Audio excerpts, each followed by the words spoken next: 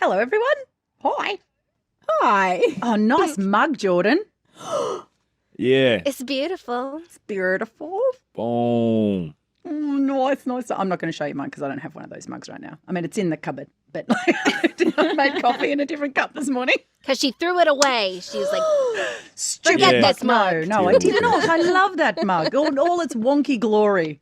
Just for context, everyone, I didn't have my cup last time in the last episode. I now have it, and I'm feeling like a much better person because of it.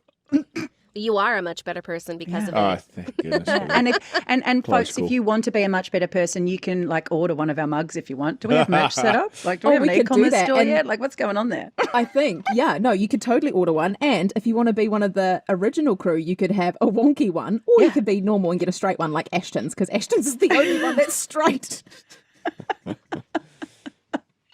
I'm happy with This mine. is a wonky space. I We're all love, wonky. I love my wonky one. I love a bit of think it's great. Ashton, do you want me to make you a wonky one? I feel a little left out that I don't have a wonky one. But, it's all right. It's all right. Now, You guys Ashton, are sick, you know that? Sick.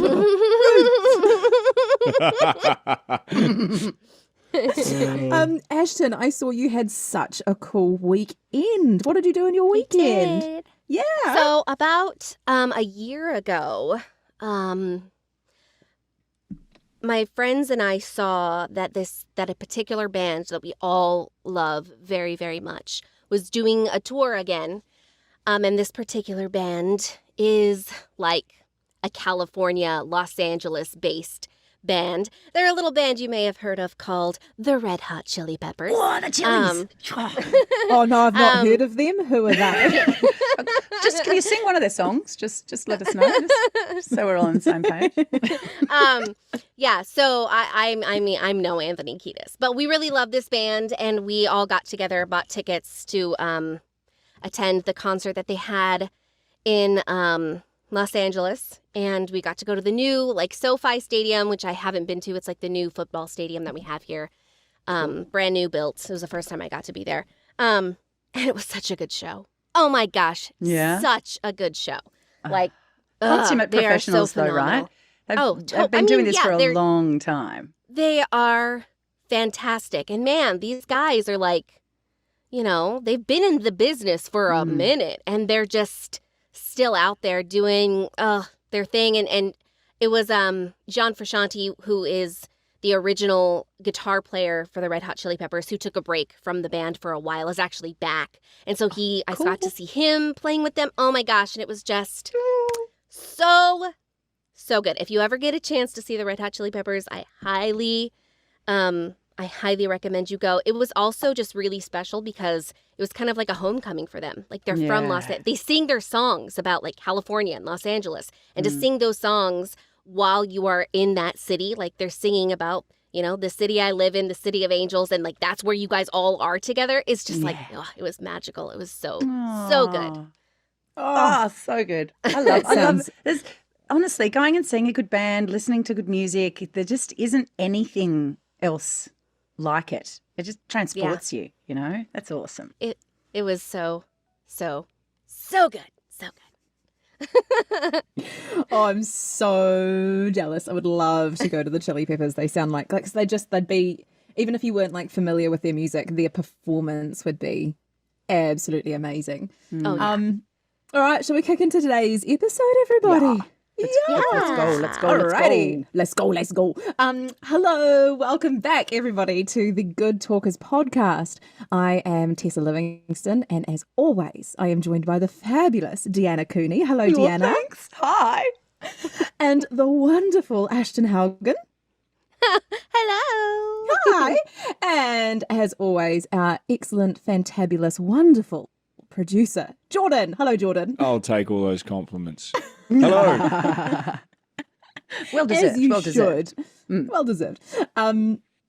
Well, everybody, today we have a very interesting topic for you, and it is about the forgotten voice actor. Now, this is not something that I was really aware of until I heard Deanna talk about it really briefly just recently, but it's becoming apparent that voice actors don't always get the appreciation that they should. And my immediate thought on this is, you know, voice actors tend to be heard and not seen, and maybe that's something that causes a bit of that that separation there of voice actors not being as recognized. And the silly thing is, and this is, I don't know if you heard the last episode with me not knowing what demo meant, but this definitely feeds back into this. I mean, you knew what demo meant. You just didn't know that demo was a shortened version of the word demonstration.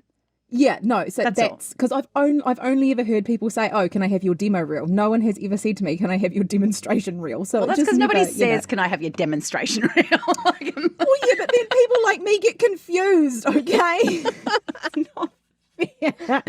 So I guess what I'm trying to say in that is that because these actors do such a good job, when I go into movie theaters or I watch cartoons, my brain never associates until recently, until I started doing this job, that there is somebody doing that, performing, that there is a voice actor around. And I think that's the amazing skill in what voice actors are able to do, is that they make you forget that they're there and they fully embody that character, and they become, you know, this amazing thing. So I guess what we're talking about today is the forgotten voice actor and how where they get missed and lost. Deanna, I think I'd like to hear that story that you shared. Yeah, because that's what inspired this whole episode. Yeah, great. So this obviously isn't about animation work or video game work or like movies with voices, disembodied voices in them or any of that kind of stuff. My experience of this is purely in the advertising realm, right? Because that's primarily where I work, right? And what I have noticed over the years is often advertising agencies, studios, producers, engineers, like they'll share their work, as they fucking should, right? Like we share our work too. But what I see all of the time is a list of everybody that's been involved in the production of a TV commercial, for instance, and the only component not mentioned is the voiceover. Right? Ever. You have everything else listed, like every single person that was on set during the filming, everyone that was involved in the recording, like all of the bits and pieces, and no voiceover artist, right? And I was like, that's weird, right? Because yes, there's ads without voiceover in them, right? There really are. But like voiceover is a massive component of advertising. So I decided that I would go to a advertising awards night, right, here in Perth, because I just wanted to see how many of the ads that got awards had a voiceover component to them. So I bought a really expensive ticket to go to this awards night, right? Out of spite. Yeah, I'll give you my money. That's a bit weird. Bought this really expensive ticket. Went and hung out and knew a shit ton of people there. And this is the funniest thing, right? So I walk into this space and there's people in there that I've been working with for 20 odd years, right? And there's people that I'd worked with the week before. And I walk in and people are like, "Oh, what are you doing here?" No. Right? I'm like, I work in advertising, right? They're like, "But you're a voiceover artist." And I'm like, "Yeah, in advertising." And the shock on people's faces was insane. People like really struggled to place me as a voiceover artist, as a commercial advertising voiceover artist in the realm of an advertising awards night, right? And so they're like, "Why are you here? This is really weird. Why are you here?" And so I explained that I am like really starting to see how much of a gap there is in the acknowledgement of the role of the voiceover artist in that environment. And I had so many conversations that night with advertising agency reps, with studio people, with engineers. And one of the advertising reps said to me, "Oh my God, I can't believe I've never thought of this before, but you are so right." She said to me, this is paraphrasing, right? But I'll get it as close as I possibly can. She said to me, "I've made so many ads in my career that would not have won awards if it wasn't for the voiceover component of it. I write an ad and it's good and it's beautiful and the concept's excellent. And we film this amazing thing and then the voiceover comes in and elevates it. Absolutely elevates it to an entirely different experience, right? And that is why I have won awards in the past. I can't believe that we've never acknowledged you guys as the talent." And I'm like, "Yeah, it's pretty weird, right?" So I would love to see that change, right? I don't know how it's going to happen, but I'd love to see it change. What's interesting is that a lot of times you'll do these ads and you'll do these things in your career. And so many times, I know not just me, but other people I know, is that you don't even get like sent the work once it's done. You have to like chase you it. have to try to find it yourself, like out in the world, or like you're like texting your friends, "Hey, I just did an ad for such and such a person. If you can Tell me if somebody you can see find it. it for me, let me know where it is so that I can have it." It's what I mean. It's Trawling crazy. YouTube to try and find the ads that you've worked on. Yeah. Yeah, it's nuts. You can never find them. This is a little bit different because it was in acting, but when I did my first major commercial, it was a big ad for a yogurt company, and it was fantastic. It was wonderful, and I didn't even know it had aired. I had people texting me to tell me that they'd seen me on television before anything, and I was like, "Oh, that's interesting. I wasn't told." I don't understand why that is, without the performance aspect of it. Those things don't exist in the same capacity. It's really interesting, right? Because like an Australian voice actor, a girl named Amy Smith, she works internationally, right? She's amazing. She primarily works in the video game kind of space, but she also does animations and all that kind of thing, right? She also does some audiobook work and different bits and pieces. But a lot of her video game and animation work has been with indie producers over time. And she has a setup where she does the work and immediately asks for copies of the work as soon as, and obviously she can't release them until the game's released or the animation's released, right? She can't show them off until they've released their stuff, but it's part of her process, right? And so she has demonstrations. She has examples of her work, like from everything. And once I heard about her doing that, I'm like, I'm going to do the same thing. And so every time I record something now, I ask the studio engineer and I ask the advertising agency, can I get a copy of that? Right. And sometimes they'll go, oh, look, it'll be on the website. Just go download it yourself. Or we'll be putting it on YouTube. You can get it from there. Right. But other times. No, you can't. But you can't always. Yeah. But other times the studio will say to me, yes, we'll send it through as soon as we can, right? And if it's a client that I work with on a regular basis, then we now have that understanding in place. And when I say, hey, can you send that through to me? I really love that. I'd like that on my demo, right? They go, yeah, of course. Okay. But it's not common practice. It's not just a part of everyone's process, and it should be, right? But here's where I think the problem lies, particularly in environments where demos are produced specifically for, like tracks are produced specifically for a demo.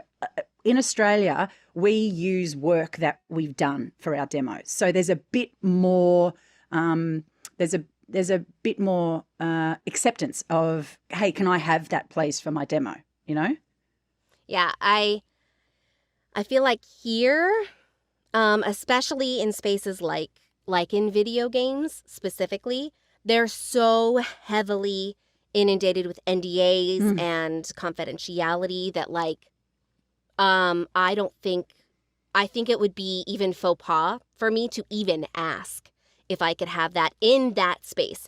Now, maybe in a commercial space, that's a little bit different. Yeah. But I think specifically for animation, even, I don't know if I would ask for that until maybe I could go after it's released and try to, ask. That's also a good way to keep up the relationship, and network. But I think that it's really difficult here, especially in, like I said, the gaming space, because they're so afraid of breaking, leaks and things like that. It's super important to them to keep. There's so many code names upon code names upon code names for video game stuff that you could not. There was no way they would release that to me. Yeah, I wonder if you could. I wonder if it would be possible. Like when someone sends you a contract or sends you an NDA. I wonder if you can insert a clause in there that says, when this is ready for release, I get a copy of it. I wonder if that's something that could be incorporated into the process. Yeah, I absolutely could. Actually, I have somebody who I know who's actually a casting director, and she's very much about the secrecy and the NDA and all of that, especially for video games. I I would love to pick her brain about that. I would like to ask her because, yeah, like you guys, we should have that stuff. Like, there's no reason not to give us those things. You know what I mean? If you're going to release it to the world, like we helped make it, we're part of the creative team. Yes. We should be treated as such. Massive part of the creative team. And that's the problem that I have with the lack of acknowledgement, right? Like, it's not that I feel like I should have more attention or anything like that. It's more about acknowledgement of being a really integral part of the end product. Like, why drop voice talent from the list of people that you acknowledge who helped make a thing? You know, if you've got the gaffer from the freaking shoot listed as someone that's being acknowledged, and I'm not putting down gaffers, they perform an incredibly important role, right? But if you're listing them, fucking list the voice talent that also contributed to the outcome. Yeah. I know for sure a lot of people this past year especially were really upset with the Academy Awards specifically, who have never acknowledged voiceover actors at all. But now in the televised version of the Academy Awards for Time, they have now cut certain categories that are deemed as, not as entertaining as, like, say, Best Actor. So it's people who work in sound and lighting and, all of these things. There's so many people and creative juices flowing that there's so much that goes into making a thing. Everybody who contributed to making that thing should be acknowledged. And so I know a lot of people were boycotting watching it because those things got cut from the live air, which is nonsense. It's completely ridiculous because without a good sound engineer, without a good editor, without good lighting, you don't have a good quality product, not the same quality product that you have when you have those great people. But maybe that's not what the Academy Awards is about anymore. Well, no, that's not. That's the problem, is that it's not about giving the accolades or the recognition to the people who are the top in their field. Now the Academy Awards about advertising and making money. And that's the problem. And big claps and props to a very select group of people. Exactly. It's very elitist now, which is sad. Yeah. And I was reading in this article, what was it called? Why the Academy Awards should introduce the Best Voiceover Performance category by Douglas Lehman. And he was also saying the same thing. People like stunt performers don't get any accolades whatsoever when they are doing the hardest part of the job, the part that the actor cannot do. Physically demanding part. The physically demanding part of it. And, and they also, they do a lot of performance stuff as well because they also have to interact with the other actors who are they've got loads of stuff going on. So I feel like there should definitely be something for one of them because I know that at the Emmys you can get an outstanding VO performance, voiceover performance. But here's my question in this is that these performances, and this is just what I've noticed, so I'd love to have everybody's thoughts on this, is that it is only ever people who are already famous in acting who win these awards. So I can't remember her name. She's in Bridesmaids. She's the one that gets married in Bridesmaids. Does anyone remember her name? No. Maya Rudolph?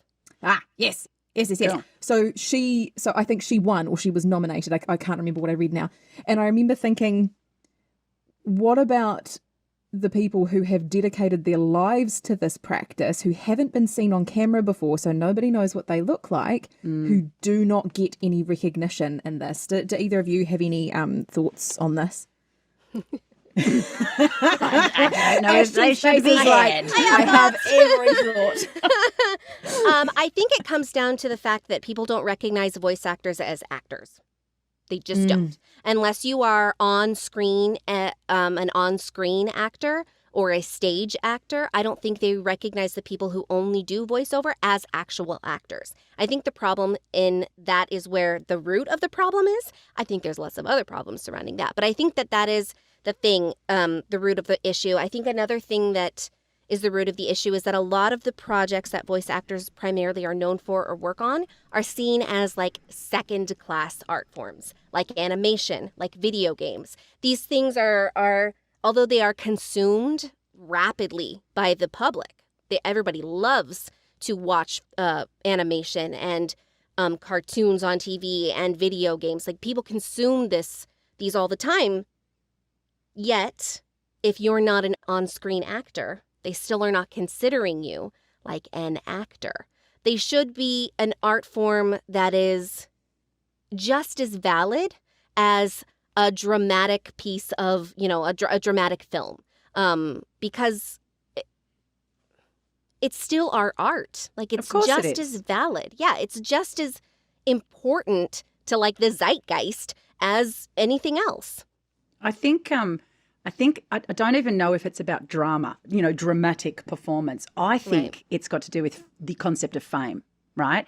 And fame happens when you're in the public eye, right? Eye, right? Not public ear, public fucking eye, okay? Yeah. And fame is very, very, very much attached to how many eyeballs see you and know you, right? I think it's shifting, right? Only because the attention on things like animations is growing and growing. But now what we're seeing is, instead of the people that have been doing it for 20, 30, 40 years getting the accolades, the people who are already, like we've already touched on, like kind of big name actors, they're getting cast in stuff, right? Yes. Like, I'm watching Big Mouth a lot at the moment, which is a hilarious animation. So good. It's just incredible. Yeah. I spend the whole time cringing. It's hilarious. But the other thing that I spend my time doing is going, oh, who's that? Oh, who's that? Oh, I know that voice. Who's that? Right? But I've never done that in the past, because the people that were voicing the things were just actors, right? They're just really skilled, really amazing actors, not famous actors. Right? So I think that concept of fame is what is really feeding into the lack of acknowledgement that's there. Because, like, the people who were interested in forwarding that concept of famous, right, they're not going to engage with people who don't also forward that same concept of famous. And if you're not in the public eye, you don't fall into that fucking bucket, I also think it has to do with dollars. Of course. The people who are hiring these very famous names are expecting people to put their money where the famous names are. Like, if you know that such and such is going to do the voice of so-and-so, you know what I mean? Then you're going to watch that movie. You're going to pay to watch that movie, or you're going to, pay with your attention. A lot of the times that's what we pay in now, is our attention. Because that's what they use to get paid by advertising. Yeah. It's not like I'm paying to watch YouTube per se, but I get paid. I'm paying with my attention. I'm giving my attention to something, and then therefore that person gets paid by my attention. Well, that's what advertising is, right? Advertising is where eyeballs are. Right. So, it's not just about, like, the fame hungry people. I also feel like with fame, people see dollar signs. Of course. Yeah. And it's not that some of these amazing actors do poor jobs. Fuck like, no. You know what I mean? No, they do amazing jobs. Exactly. Yeah. Bradley Cooper, when he's Rocket Raccoon, is one of my favorite voiceovers ever. Like, he just does such a fantastic job. Or if you've ever seen, like, the footage of Robin Williams when he does the genie from Aladdin. Yeah. I mean, it's just amazing. It's epic. But I also wish that people who are not as famous per se, or well known, or their face isn't very recognizable, could also get the attention and the respect that they deserve for the craft that they take part in. Yeah, like, I just had a thought, and you absolutely, I agree with you, but also lots of people who do voiceover and only are involved in voiceover or voice acting, they're doing it because they don't want their face known necessarily. Like, for me, it's like a really, really big benefit. Like, I do on-camera stuff, right? But I am a much, much, much busier voiceover artist than I am on-camera performer, right? Sure.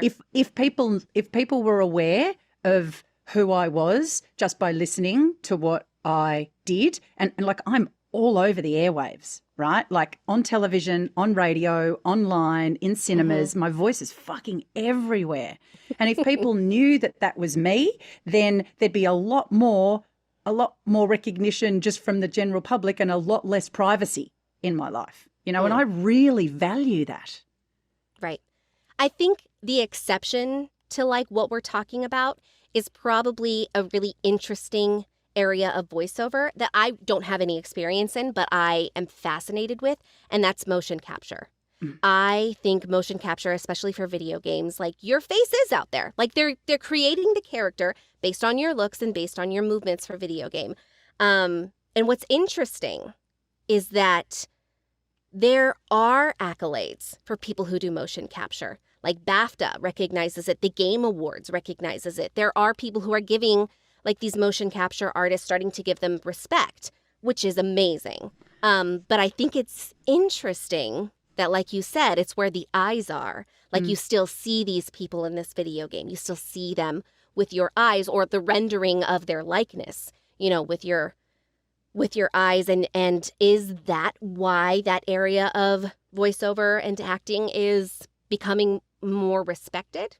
Or maybe. What is it? You know, I wonder. Are voiceover talent or voice acting talent recognized in gaming awards? Do we know? Or Yes. animation kind of awards? Yes. Yeah, So there cool. are some, like BAFTA, for example, the British, it stands for British Academy of Film and Television Arts, or something like arts, that. Yeah. They do recognize voiceover specifically in animation and in gaming. Now, not in advertising yet. Maybe we could change that. But those places do have accolades for those things. And other places, what in America we call the Game Awards. Yeah.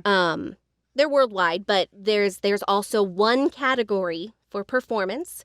And for example, last year, an amazing actress named Maggie Robertson won it. And if you've ever played the video game Resident Evil Village, she plays the very tall villain girl, Lady Dimitrescu or something like that, Lady D. You probably have seen the rendering of her, because that's how prominent it has become in like pop culture, this video game character. She absolutely deserved to win. But what's interesting about that specific category and nomination is that it is fan voted. Oh. So the fans decide who is the best performance of the video games. Now, they come up with the nominees, and then the fans vote on the nominees. So it's really interesting that the fans of the video games will vote who had the best performance of that year. And while that is really fantastic to know that, like, the people who are consuming the things that you create voted and said that you were the best performance of that year, it's also something to get respect from the people who are in your field, who know how hard you work, who are working just as hard as you and understand the skills that you have and want to give you the respect for the training and the talent that you bring to the table. Yeah, that's cool. Yeah. What I find interesting in that as well is that it's awesome that the fans and the public love this person and this performance. But there's something I've been toying with just recently. I've gone and seen a couple of like amateur theatre just around the place, just to go have a little look around. And when you come out of the theatre, the people that people loved the most are the comedic character or the person who knew how to be the loudest. And what I found really difficult in that was that I was watching for technical skill. I was watching for timing. I was watching for all of that other stuff, because that's where a lot of my skill and knowledge lies. So a part of, like, even though I love that there's an option for someone to be voted in as a fan favorite, that's always positive, because it makes your fans feel loved. It makes them feel like they're being appreciated. But there's also that element of that we need to be judged by our peers, by people who know what it takes to make that sound, to be that character, to hold that space. Yeah, Absolutely. And I guess that's where the industry-specific awards come into it. You know, like all through the US and through the UK, there's like regular-ish, or like conferences and awards given out and all that kind of stuff, right? And that's beautiful. You know, that's being judged and considered by your peers. And that's lovely. Yes. It's really, really, really good. I think really what we're talking about, though, is the concept of it becoming part of the bigger picture, in the macro kind of space of the work that's being produced around the world. Why aren't the voice over artists or voice actors also being acknowledged in that long list of things? You know, so I think there's actually There's actually, like, it wouldn't be difficult for those bigger organisations that are already awarding actors and other people involved in productions with awards, right, giving those awards. It wouldn't be a hard thing for them to introduce categories because those categories are already being utilised in voice industry specific conferences and award ceremonies and that kind of stuff, right? I can't see it being a big leap. I think maybe it's not sexy enough or something. I don't know. No, I totally disagree. I think it is sexy enough. I feel think like, it's sexy. I mean, I do too. No, but like, but think about it. Like, if you are not in this industry, but you do consume, like, you watch Super Bowl commercials. You know, that's the big thing here in America. You want to get on a Super Bowl commercial, or like animated movies and video games. All of these things that we love. If there was like a category or an award in an award show that was televised saying, okay, well, here's the nominees for this. And you saw, oh my gosh, yeah, that person in that Pixar film that I didn't know their name, it was amazing. Yeah, they totally deserved it. I feel like you would want to watch that. And not just because I'm a voice actor. I feel like people who are touched by some of these things would want to know who made them. And that's part of the greatness. I mean, maybe that's the part of the previous greatness of some of these televised award shows. I don't know that that's necessarily the point now. Yeah. But I feel like that's what they were kind of also made for. You know? Yeah. I don't guess feel like that might it's a have stretch. changed. Yeah, I think that might have changed. I think that's what we're seeing. I think what we're seeing is a shift away from the original intention. Right? Yeah. And I mean, that's the thing. When any kind of awards container is created, the original incarnation of it is just about acknowledging the people that are involved in a thing. But as it evolves, sometimes it changes. And I think we're seeing that shift. We'll see how long it lasts because there's every chance that there's plenty of people in the space that'll be like, no, this is shit, right? We'll see. Yeah, totally. Absolutely. And maybe they're right. Like, you know what I mean? Like, maybe it's time to revamp some of these things and think about why they were made. Yeah. Yeah. I agree. Let's change the world. Let's change the world. Well, then I've got a bit of a question. Do we think that voiceover hasn't been acknowledged because people think it's a lesser form?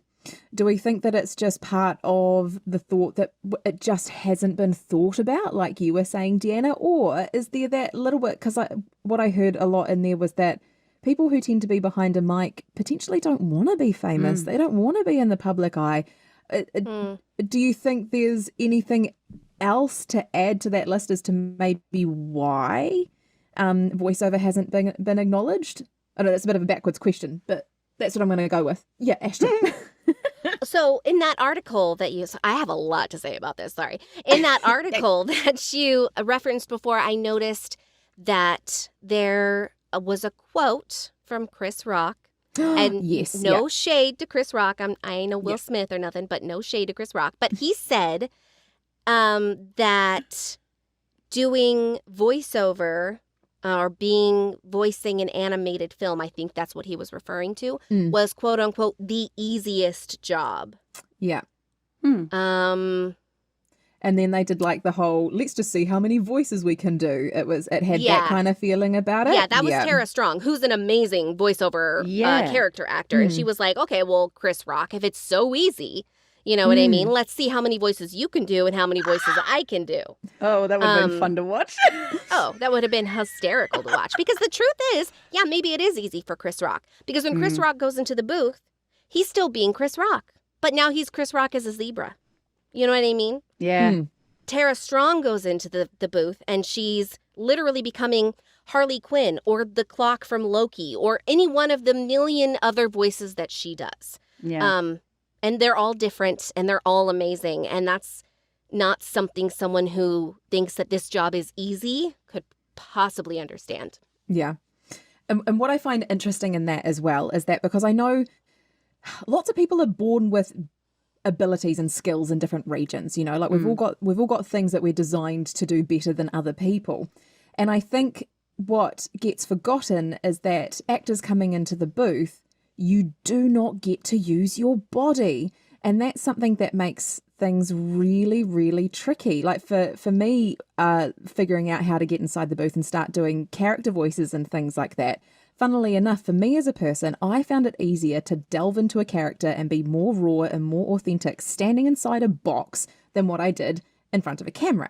So I think what might have happened in there is that people are just forgetting that they're a little bit better at other things than what other people are, and we've all got our lanes. Yeah. I don't know. Does that make sense? Yes. Yeah, Totally. totally. It's interesting what you just said there about like I don't get to use my body. Actually, that's not true, right? Because you have to use your body, Yes, right? you do. You do. If you don't use your body, you lose enormous amounts of the emotional communication that can come through into your voice, right? You have to use your facial expressions and you have to use your body. Those things inform your voice 7 million%, right? Yeah. But no one gets to see that happening. So the reliance is entirely on the vocal delivery, like the output of that vocal delivery, you know? Yeah. And that's actually really fucking hard. It's really, really hard to hook into that, you know? I think a lot of people forget to do that as well, you know? But that's a whole different subject. Yeah. Yeah. And you're absolutely right. Because when I'm inside the booth, I use my face like crazy. My hands are doing all kinds of, even now as I'm talking to you, I'm like, ooh, things are happening. Yeah. But like in a way that you never would on camera, right? And in a way you that's never, ever would on camera because you'd look like a fucking freak, right? Like everyone would be like, what is going on there? Too big for camera, love. Turn it down. And that's just what it was. I think being inside the booth for me as a person meant I was able to use myself better because I could go big and I could go massive with all of these things rather than feeling like I had to find the internal bubbling like you do on camera that sort of gently leaks through your body rather than, you know, than the other way around. So I just think it's so interesting because everybody's got different processes, the way that they do all of these things. But to assume that one art form is easier or lesser than another, I find, I'm going to use the word obnoxious because you are not in that art form. You don't know what that means. It's so arrogant. Yeah. Like I would never say, oh, abstract painting, a child could do that. Boxes and colours, oh my God. Boxes and colours. You could hand a monkey a fucking paintbrush and they'd be able to do that. But that's that's basically what was happening. That's basically, you know, it's the same thing that Chris Rock was saying. And you know what I mean? Chris Rock is a great comedian and he has talent. There's no denying that. But to say that, it was just, you know, voiceover is just so easy is just... And consequently not worth recognising. That's where the real problem with that comes in, right? Like maybe it is easy, Chris Rock. Maybe you do find it easy, right? Tara Strong, maybe you find it easy. Commercial, I find pretty easy, right? Like because I've been doing it for a really fucking long time, and so it's really embedded in how I approach the world. But you put a character voice in front of me, and I am like in struggle town. It takes me ages and ages and ages to find my way through that stuff. So easy is relative, as we've just discussed, but also should not in any way be a defining point around should this be acknowledged, right? Because ease is relative, you know? Yeah, absolutely. Yeah. And it just sort of sounds like there just needs to be some acknowledgement. I would like to find out about lots of these voice actors as I've been looking into more of these things, like the names of people who have voiced the coolest things in history, the Looney Tunes. I didn't know who voiced them. I had no idea until Ashton, you were talking about it in the course that we run, and I went, yes, oh, that's a person doing all of those voices. How incredible. And the fact that the general public doesn't know the name of the person that built and formed a lot of childhood memories it just seems insane. Yeah, I agree. Yeah, totally. All right, team, I think that is a good spot to move on to the next event for the day. Sounds I can't make, part 7. 19.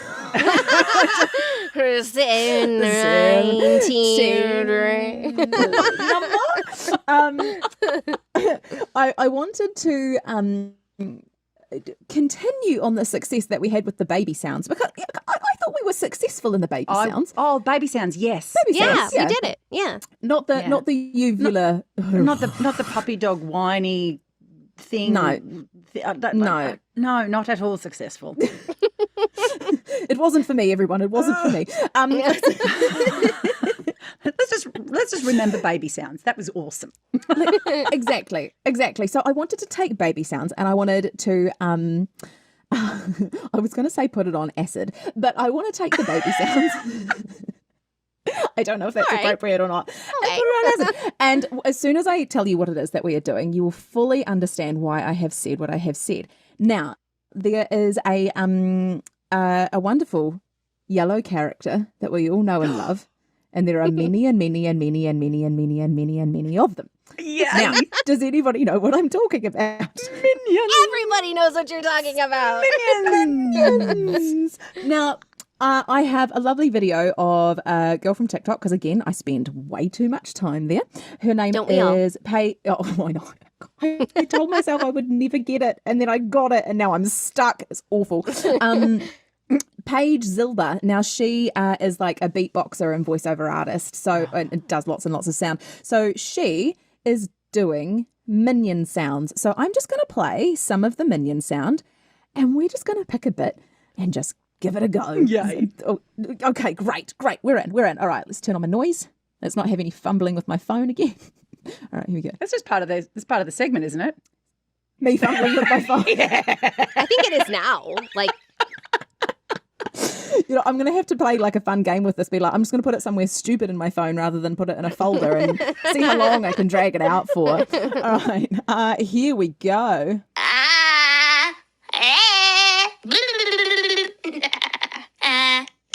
Right, I'm going to play that bit again, and I'm going to show you her face, because her face means everything in this, and you will probably be able to have it on the website as well. Wait, which one's the play button? That one.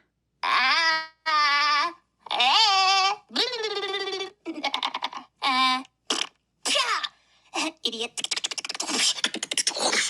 Oh, there's the beatboxer.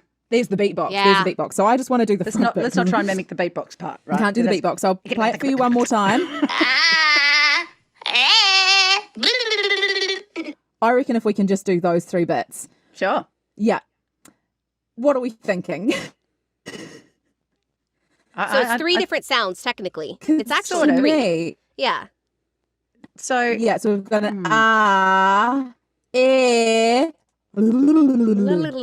yeah. Right. Okay. So Ashton, do you want to go first? I could try. Okay, cool. I just You handball. don't want to go first, Deanna? Are you just trying to push that on to somebody else? Basically. Okay.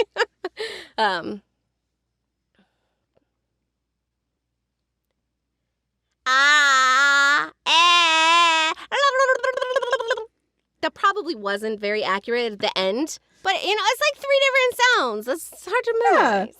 It's hard to memorize. I think it's in the right ballpark. It's definitely in the right ballpark. Is there a trill in that, or is it just flat? I can't tell. It's got like it's just But no trill. a bounce. Yeah, no trill. It's a bounce. Yeah. That type of thing. Okay. I think looking at you and compared to what she was doing in the video, I think your mouth is too open for that sound. I think you're going and getting like a really big with your mouth. That's the singer in me. Yeah, right. So if you close that down a little bit and it becomes much more compressed. So Yeah. it would be more like Okay. Yeah, that's closer, I reckon. Yeah. Okay. And I think with her face as well, she's got Smiling. all of this heightened. So she's working on a really narrow, Yes. I think flat, like we were talking about with the baby sound, so like high-tongued sort of stuff, but also quite wide. It's not going and getting stuck that way. We're going but it's getting in that kind of region. Yeah. There's also resonator. You can hear it, like especially when you do it, Tessa. There's resonator in there Yeah. as Like well. nasal resonator, you mean? Yeah. Because it's got to have that childish brightness, hey? Yeah. And do the last one again. So the the one. I think it's literally just that. I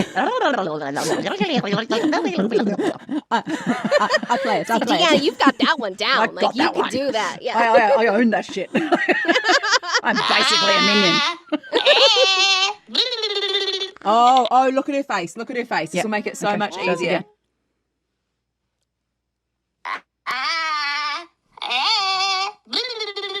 Yeah. So she's like, got a really... It's a fat tongue in a small space. Make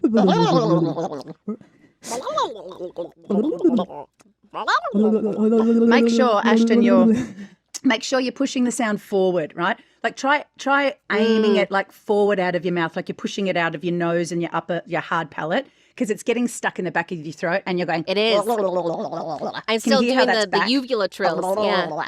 But if you push it forward, it becomes brighter and more kind of pokey. I don't know how to describe that. Yeah, no, it's pokey for sure. Yeah. Hold on, let me see if I can do it.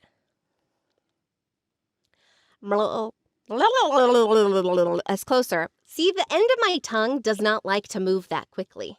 That's when it's hard for me. Yeah, you move the back of my tongue a lot quicker than I can move the front of my tongue. Wow. Yeah. Huh. What about with this, Ashton? If it was more like up and down that way rather than like that way. It's just not as quick. Yeah. It's just not fast. I can't do it quickly. That's interesting, isn't it? That's tongue dexterity. Yeah. Maybe I need to do some tongue exercises. And her face, her face is so active during all of that. Like, and just like we were talking about before, her face is doing so much to nail all of those sounds. Deanna, do you want to have a try of the first two? Yeah, do you want me to play them again for you? Play them again for me, just so that I can hear what the stuff is. I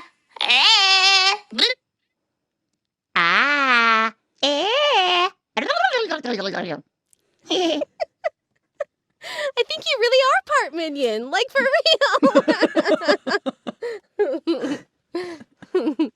She has a little yellow hat. Yeah. Yeah. It's really forward. Like the sound is really forward. It's really forward. Yeah, it's like Yeah. And she's quite I got a big wide just watching wide, her video, flat the tongue is really she's kind of like valleying down the middle and got the sides coming out. And then she does that as well. She goes like it's got all of that going on. Yeah. Very exciting. Get this woman hired on the next Minion movie. I love it. It's the best. It's so cute. And they're all like, shut up. Good. I think I just love all Jordan's of itching to try. Banana. Oh, they're fun, aren't they? Yes, Jordan. Banana. A banana. What do? From the first one when he has the little unicorn on the little thing, he goes, Oh, that's my favourite bit. I remember I love that the sound. way it goes into a word. A little boy. Yeah. Mm-hmm. A boy. A boy. What about boy? Oh, that's so cute. It's almost like that thing. Jordan, go. I was sorry, I quite just enjoying yelled. listening, to be honest. Yeah. Just What the were you usual saying, sorry, outrage that happens in this segment is good. No, I was just going to say it's kind of like that thing that Bob Bergen does with Porky Pig, where he can, he goes, I can't do Porky Pig. But you know what I mean? It's like almost the same type of That's all, speech. folks. Yeah, exactly. Yeah. Anyways. Yeah, go, Jordan. Okay, I'm ready. Maybe. Eh. Cute. Yes. It's Cute. good. It was Cute. good. Yeah. Nailed it. I think So there's good. I think the tongue dexterity is a really, really big part of it. Yeah. I think getting the front end and the body of like the tip and the body of your tongue really dexterous and agile is super, super, super important here. My friend Linda Nichols-Gidley, who is an accent and dialect coach and a voiceover artist and an actor, and she's a playwright, she's amazing, right? She says the more that you can do with your tongue, the more you can do with your tongue, right?